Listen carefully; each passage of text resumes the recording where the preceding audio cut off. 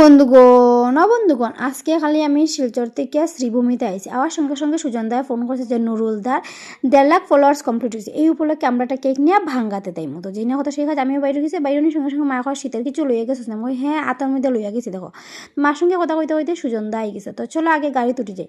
এইখানে আমি সুজন দা আর সাজন 3 জন মিলিয়ে যাইলাম। দেখো না, সবাই লোকে গল্প করতে করতে কিন্তু নুরুলদার গ্যারেজ হয়ে গেছে। আমি প্রথমবারই আইছি, দাদার সঙ্গে তো আগে আগে আরও মিট হয়েছে।